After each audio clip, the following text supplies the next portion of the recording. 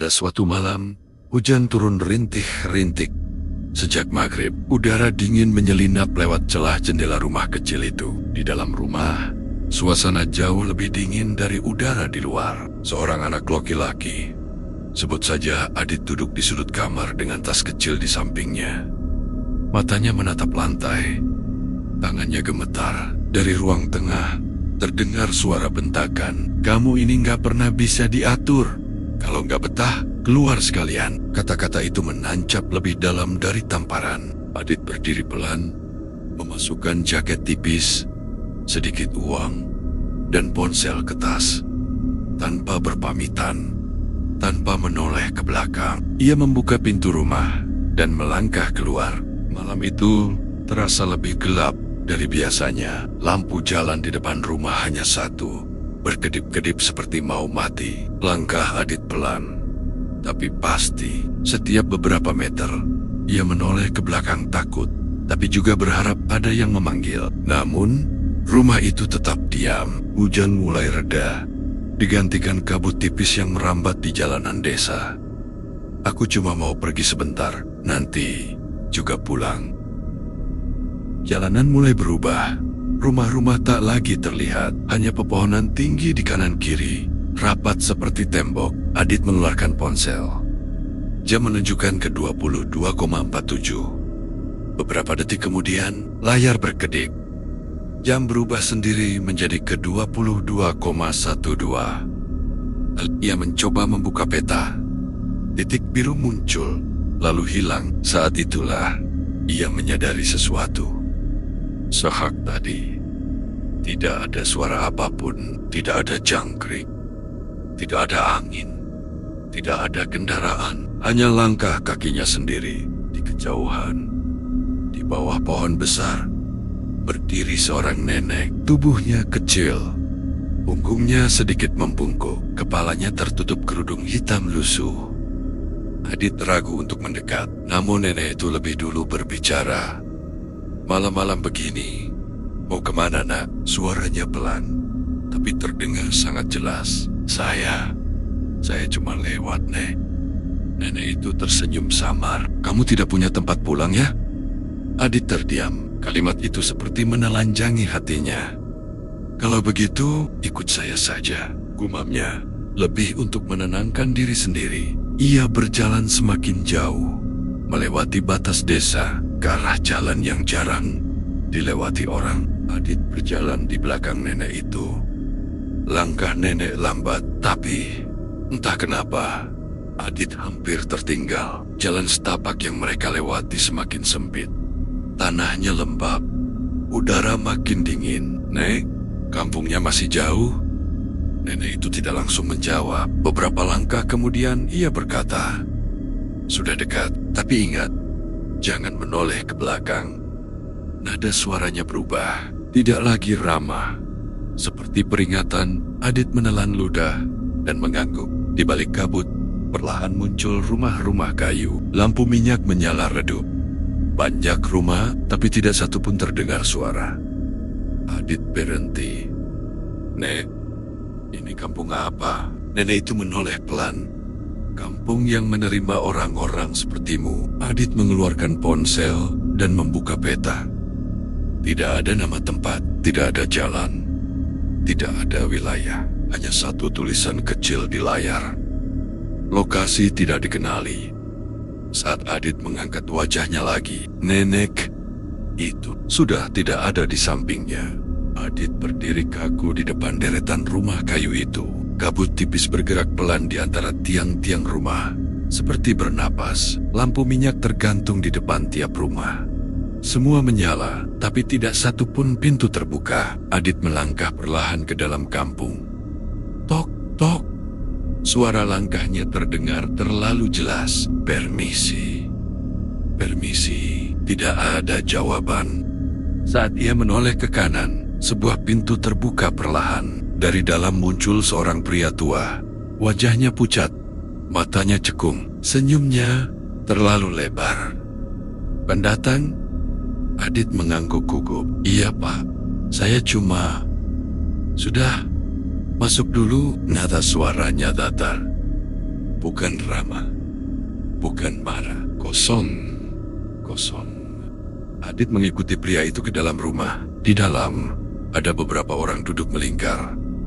Tua, muda, anak-anak, semuanya berhenti bergerak saat Adit masuk.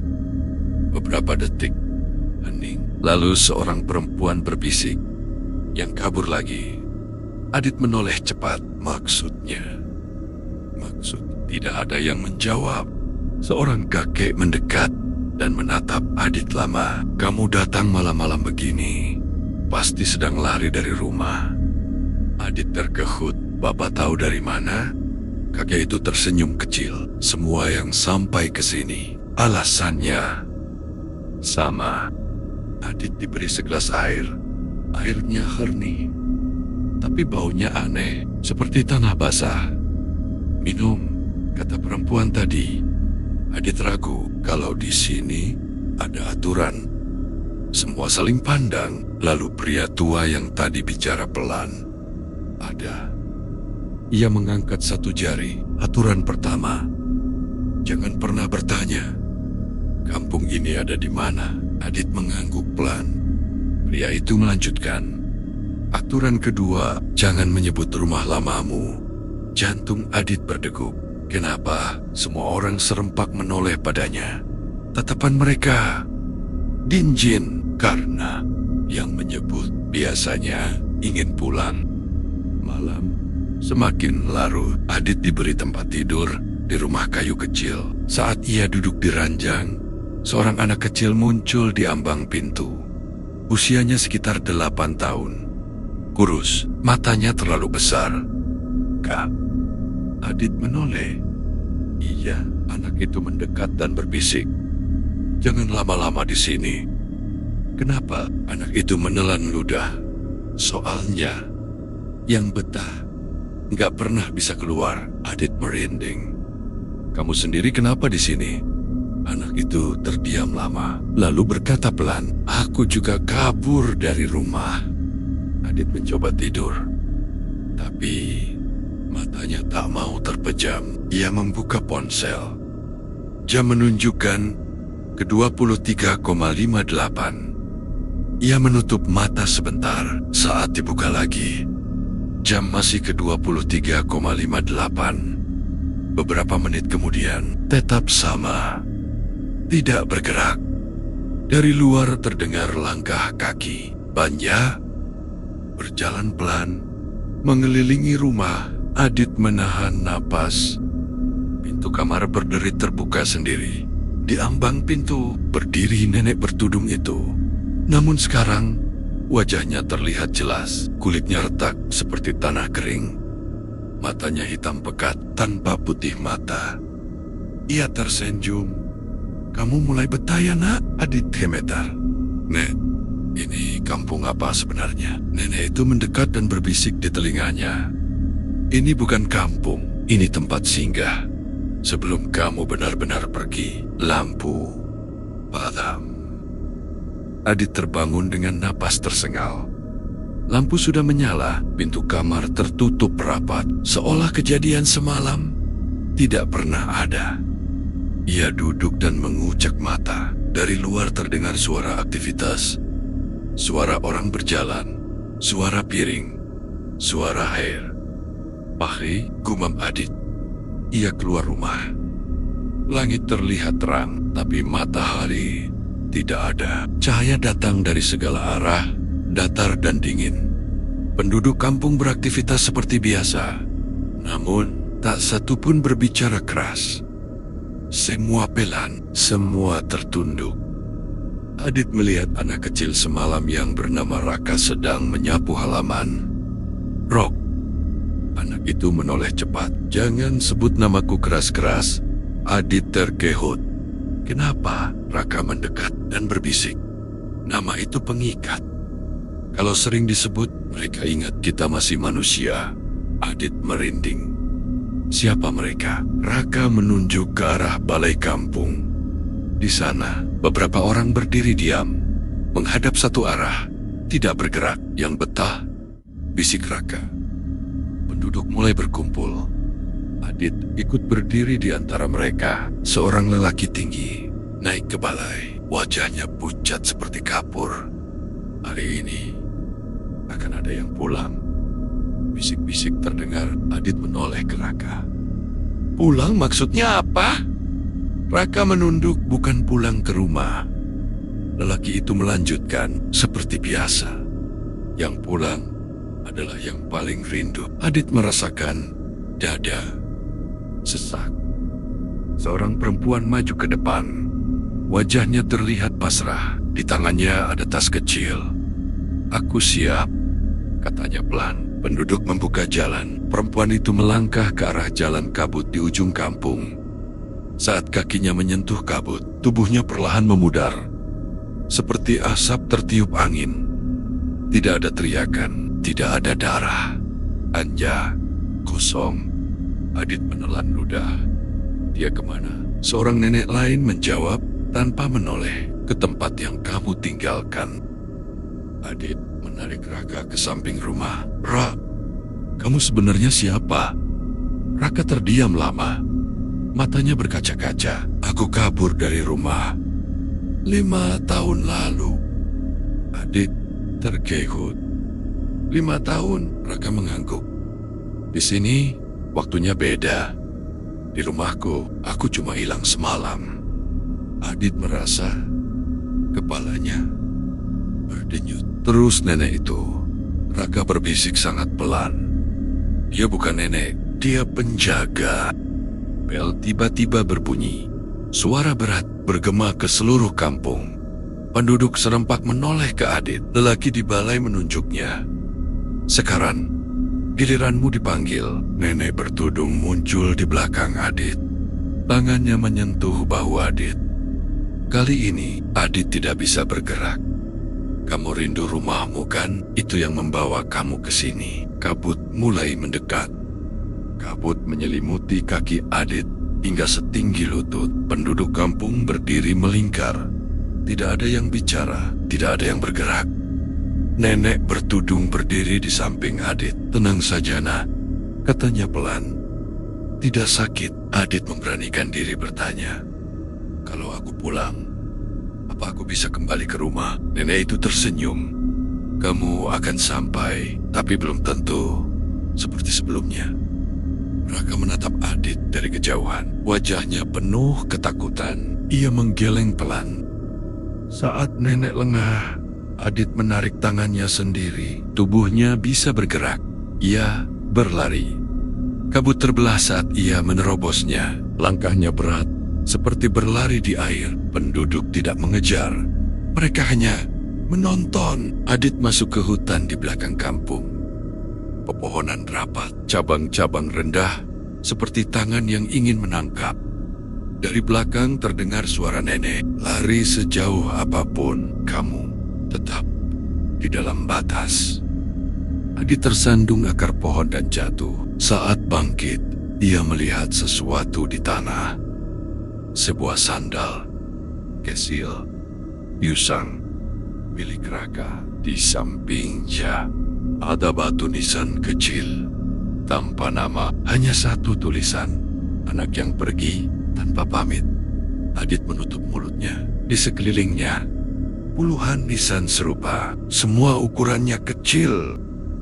Suara langkah mendekat. Raka muncul dari balik pohon.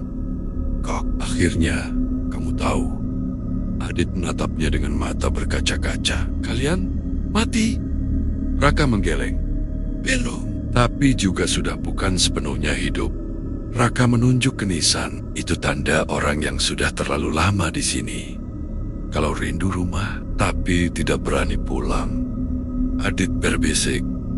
Mereka jadi apa? Raka menatap ke arah kampung. Jadi penjaga. Raka mendekat. Kamu beda. Kenapa? Raka menelan ludah. Biasanya yang sampai sini cuma satu. Adit mengerutkan dahi. Maksudmu? Raka menatap langsung ke mata Adit. Kamu datang karena kamu memang dipanggil. Dari kejauhan terdengar lonceng. Nenek bertudung muncul di antara kabut. Sudah cukup, katanya lembut. Sekarang waktunya kamu tahu. Nenek berdiri di depan Adit. Ia mengangkat tangannya dan menyentuh dada Adit. Sekejap, ingatan Adit berputar cepat. Suara rem mendecit. Lampu motor menyilaukan. Tubuh terpental. Gelap. Adit terjatuh berlutut. Apa itu? Nenek berbisik. Kamu tidak kabur dari rumah, nak. Kamu tidak pernah sampai ke jalan ini. Hidup kabut menutup semuanya. Kabut perlahan menipis. Adit terduduk di tanah. Dadanya terasa kosong. Seperti ada bagian yang hilang. Aku mati. Suaranya bergetar. Nenek bertudung tidak langsung menjawab. Ia menatap Adit lama, lalu berkata, tubuhmu masih bernafas, tapi jiwamu terlepas. Terlepas. Adit menggeleng kuat. Enggak mungkin. Ingatan itu kembali lagi. Lampu motor. Suara benturan. Aspal dingin di pipi. Air mata Adit jatuh. Kalau aku mati, kenapa aku masih di sini? Nenek itu berjongkok karena kamu belum mau pulang. Kabut di depan mereka berubah seperti layar. Perlahan muncul pemandangan rumah Adit. Ruang tengah. Lampu menyala. Ibunya duduk di lantai. Wajahnya sembab. Tangannya menggenggam jaket Adit. Adit, pulang, nak. Suara itu terdengar samar, tapi nyata. Adit bangkit mendekat. Bu, aku di sini, namun ibunya tidak melihatnya. Raka berdiri di samping Adit. Kalau kamu pulang sekarang, kamu bisa bangun. Adit menoleh. Kalau aku pulang, kamu gimana? Raka tersenyum kecil. Aku sudah terlalu lama di sini. Mereka duduk di bawah pohon besar. Raka menatap tanah. Aku kabur waktu kecil. Aku marah sama orang tuaku. Suaranya pelan. Aku ketabrak, tapi nggak langsung mati. Aku koma. Adit terdiam. Kampung ini muncul waktu aku putus asa. Waktu aku nggak mau pulang. Raka menatap Adit. Setiap anak yang rindu tapi takut pulang akan dibawa ke sini. Terus, kalau terlalu lama, Raka tersenyum pahit. Mereka lupa rumahnya, lupa namanya, lalu jadi penjaga. Nenek bertudung berdiri di depan Adit. Kabut kembali berkumpul, membentuk dua jalan. Satu mengarah ke kampung, satu mengarah ke cahaya pucat. Waktumu hampir habis, kata nenek. Pilih. Adit menatap cahaya. Kalau aku pulang, aku hidup. Tubuhmu masih bisa diselamatkan. Adit menoleh ke Raka. Ikut aku. Raka menggeleng. Aku nggak bisa. Tapi kamu bisa. Aku nggak mau ninggalin kamu. Raka tersenyum. Kalau kamu tinggal, nanti kamu lupa aku. Adit memeluk Raka. Tangannya menembus tubuh Raka. Dinjin, maaf. Aku cuma pengen pulang. Raka menepuk bahu Adit. Pulanglah. Dan jangan pergi tanpa pamit lagi. Cahaya semakin terang. Suara mesin medis samar terdengar. Adit melangkah ke arah cahaya. Sebelum benar-benar pergi, ia menoleh ke belakang. Kampung itu masih ada. Nenek berdiri di gerbang. Namun kini, di samping nenek, berdiri anak kecil lain. Wajahnya panik. Bajunya basah. Matanya mencari-cari. Persis seperti Adit dulu. Nenek berkata pelan. Yang satu pulang, yang lain datang. Cahaya menelan Adit. Suara bip terdengar berirama. Adit membuka mata perlahan. Cahaya putih menyilaukan. Bau obat menyengat hidungnya. Dok, dia sadar. Ibunya menangis sambil menggenggam tangan Adit. Adit, nah, alhamdulillah. Adit ingin bicara, tapi tenggorokannya kering. Air mata mengalir tanpa sadar. Ia menoleh ke sekitar rumah sakit. Selang infus, mesin monitor jantung, semuanya nyata. Namun di telinganya masih terngiang suara nenek itu, "Jangan pergi tanpa pamit." Beberapa hari kemudian, Adit pulang ke rumah. Rumah itu terasa berbeda. Lebih anggat, lebih sunyi. Di kamar, Adit membuka tas yang ia bawa malam itu. Paket, dompet, ponsel. Saat ia menyalakan ponsel, satu foto muncul di galeri. Foto Helap, Burham, tapi jelas terlihat. Sebuah kampung kayu dan dua sosok berdiri di kejauhan. Salah satunya, anak Kesil. Adit menutup layar dengan tangan gemetar. Raka. Sejak kejadian itu, Adit berubah. Ia tak lagi membanting pintu, tak lagi pergi diam-diam. Setiap keluar rumah, ia berpamitan. "Bu, aku keluar sebentar." Ibunya selalu menoleh dan menjawab, "Hati-hati nak." Namun, ada satu kebiasaan baru. Setiap malam, tepat jam 23:58, Adit selalu terbangun, bukan karena mimpi buruk, tapi karena merasa ada yang menatap dari kejauhan. Suatu malam, Adit berdiri di depan jendela. Kabut tipis turun di jalan depan rumah. Lampu jalan berkedip. Sesaat ia melihat bayangan nenek bertudung, berdiri di bawah lampu. Tidak mendekat, tidak melambai, hanya berdiri, menunggu. Di belakangnya terlihat siluet anak kecil lain. Adit menutup tirai cepat, dadanya berdebar. Malam itu, Adit bermimpi. Ia berdiri di gerbang kampung. Raka berdiri di seberang. Wajahnya tenang. "Terima kasih sudah pulang," kata Raka. "Sekarang, giliran aku menunggu." Kabut menelan semuanya. Saat Adit terbangun, air matanya sudah membasahi bantal.